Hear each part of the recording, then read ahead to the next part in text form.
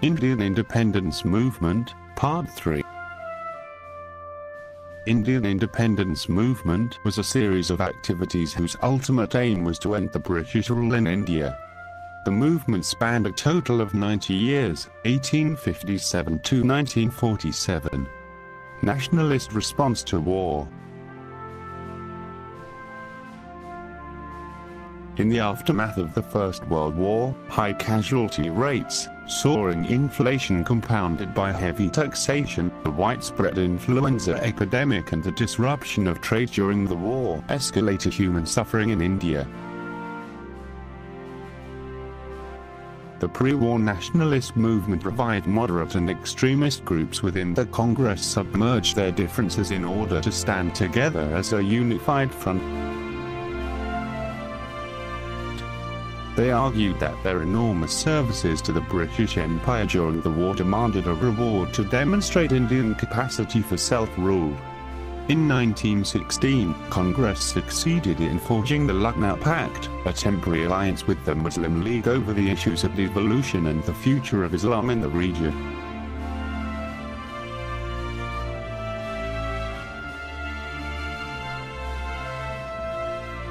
British reforms.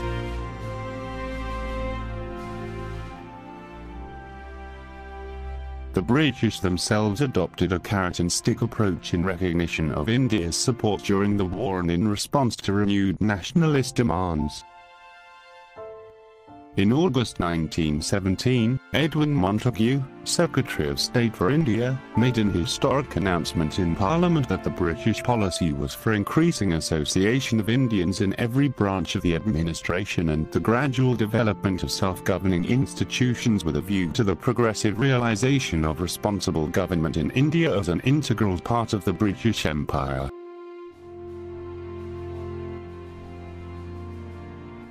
The means of achieving the proposed measures were later enshrined in the Government of India Act, 1919, which introduced the principle of a dual mode of administration, or diarchy, in which both elected Indian legislators and appointed British officials shared power. The Act also expanded the central and provincial legislatures and widened the franchise considerably. The diarchy set in motion certain real changes at the provincial level. A number of non-controversial transferred portfolios, such as agriculture, local government, health, education, and public works, were handed over to Indians, while more sensitive matters such as finance, taxation, and maintaining law and order were obtained by the provincial British administrators.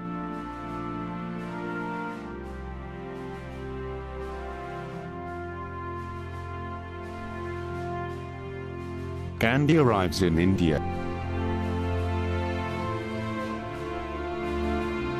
Gandhi had been the leader of the Indian nationalist movement in South Africa. He had also been a vocal opponent of basic discrimination and abusive labor treatment as well as suppressive police control such as the Relat Acts. During these protests, Gandhi had perfected the concept of satyagraha. In January 1914, Gandhi was successful. The legislation against Indians was repealed and all Indian political prisoners were released by General Jan Smuts. Gandhi accomplished this through extensive use of non-violent protests, such as boycotting, protest marching, and fasting by him and his followers. Gandhi returned to India on January 9, 1915, and initially entered the political fray not with calls for a nation-state, but in support of the unified commerce-oriented territory that the Congress Party had been asking for. Gandhi believed that the industrial development and educational development that the Europeans had brought along required to alleviate many of India's chronic problems. Gopal Krishna Ekal, a veteran congressman and Indian leader, became Gandhi's mentor. Gandhi's ideas and strategies of non-violent civil disobedience initially appeared impractical to some Indians and their Congress leaders. In the Mahatma's own words, civil disobedience is civil breach of immoral statutory enactments. It had to be carried out non-violently by withdrawing cooperation with the corrupt state. Gandhi had great respect for Lokmanya Tilak. His programs were inspired by Tilak's catastrophe program. It was at this point he met the Prophet Brian Chart, where he founded some of his most spiritual messages with his British colleague. The positive impact of reform was seriously undermined in 1919 by the Relate Act, named after the recommendations made the previous year to the Imperial Legislative Council by the Relate Committee. The commission was set up to look into the wartime conspiracies by the nationalist organizations and recommend measures to deal with the problem in the post-war period.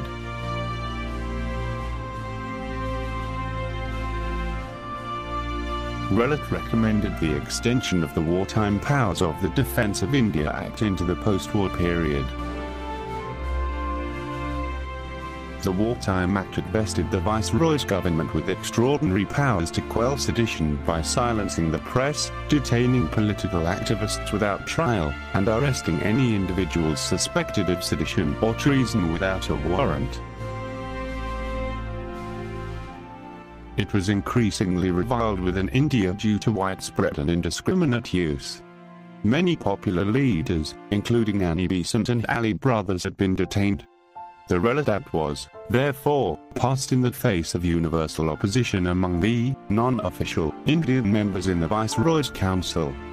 The extension of the Act drew widespread critical opposition. A nationwide cessation of work was called, marking the beginning of widespread, although not nationwide, popular discontent. The agitation unleashed by the Acts led to British attacks on demonstrators, culminating on April 13, 1919, in the Jallianwala Bagh massacre, also known as the Amritsar massacre, in Amritsar, Punjab. The British military commander, Brigadier General Reginald Dyer, blocked the main and only entrance, and ordered his soldiers to fire into an unarmed and unsuspecting crowd of some 15,000 men, women, and children. They had assembled peacefully at Jallianwala Bagh, a walled courtyard, but Dyer had wanted to execute the imposed ban on all meetings and proposed to teach all Indians a lesson the harsher way. A total of 1,651 rounds were fired, killing 379 people, as according to an official British commission. Indian officials' estimates ranged as high as 1,499 and wounding 1,137 in the massacre. Dyer was forced to retire but was hailed as a hero in Britain, demonstrating to Indian nationalists that the empire was beholden to public opinion in Britain, but not in India. The episode dissolved wartime hopes of home rule and goodwill and opened a rift that could not be bridged short of complete self-rule.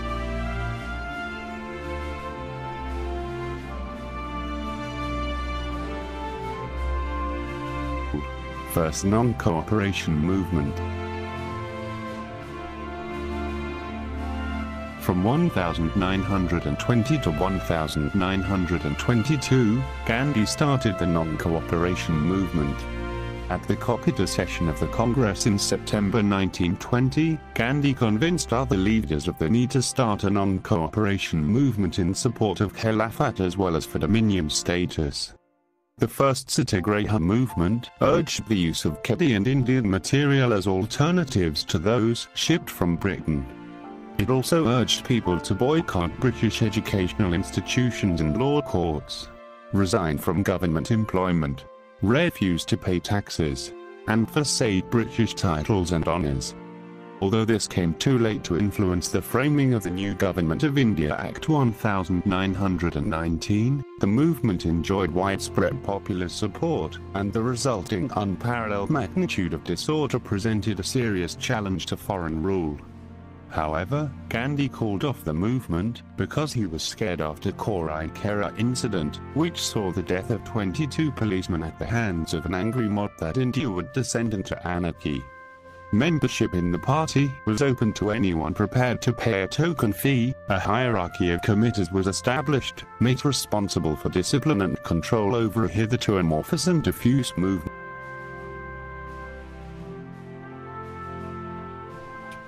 The party was transformed from an elite organization to one of mass national appeal and participation.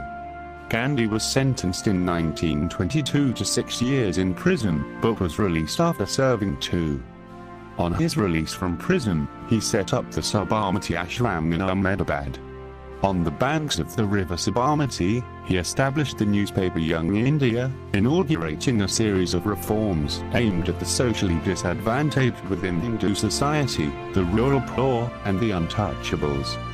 This era saw the emergence of a new generation of Indians from within the Congress party, including C. Rajagopalisari, Jawaharlal Nehru, Vallabhbhai Patel, Subhas Chandra Bose and others, who would later on come to form the most prominent voices of the Indian self-rule movement, whether keeping with Gandhian values, or, as in the case of Bose's Indian National Army, diverging from it. The Indian political spectrum was further broadened in the mid-1920s by the emergence of both moderate and militant parties, such as the Swaraj Party, Hindu Mahasabha, Communist Party of India and the Rashtriya Swayamsevak Sangh. Regional political organizations also continued to represent the interests of non-Brahmins in Madras, Mahas in Maharashtra, and Sikhs in Punjab. However, people like Mahakavi Subramanya Bharathi, Vanchinathan and Neelakanta Brahmakiri played a major role from Tamil Nadu in both self-rule struggle and fighting for equality for all castes and communities.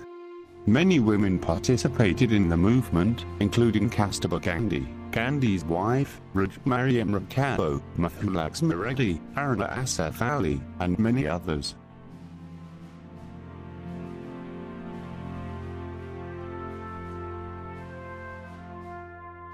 Purna Swaraj.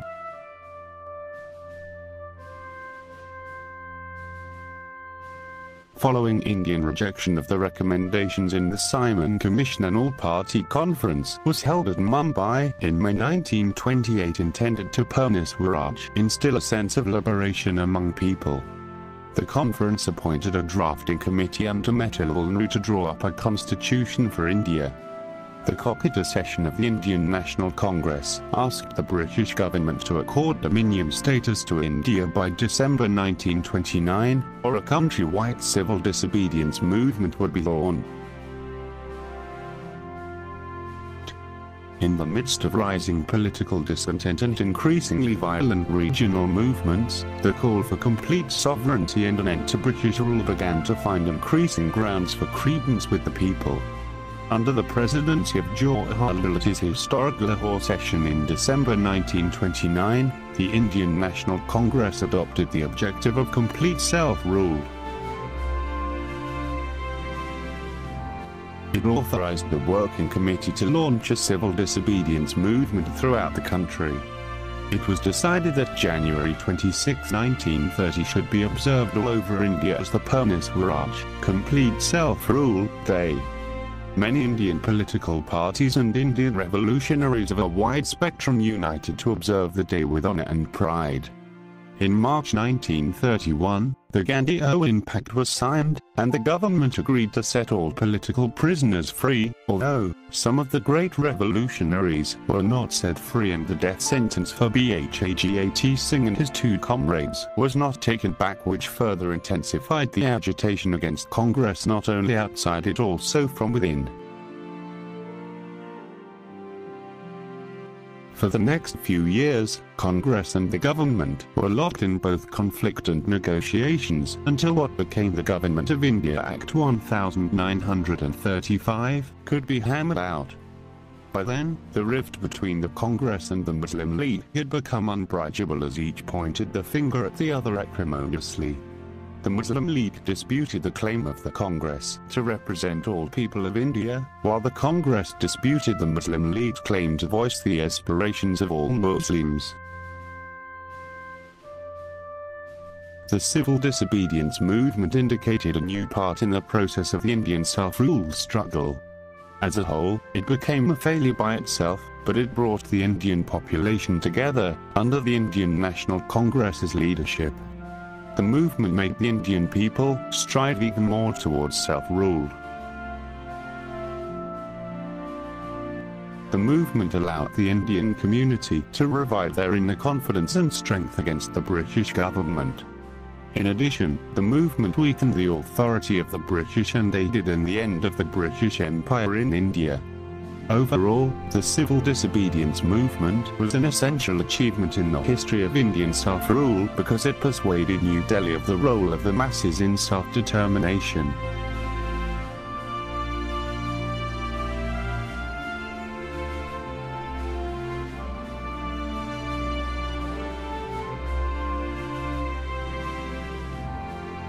Part 4 continues. Thanks for watching. Subscribe to Footprints for more videos.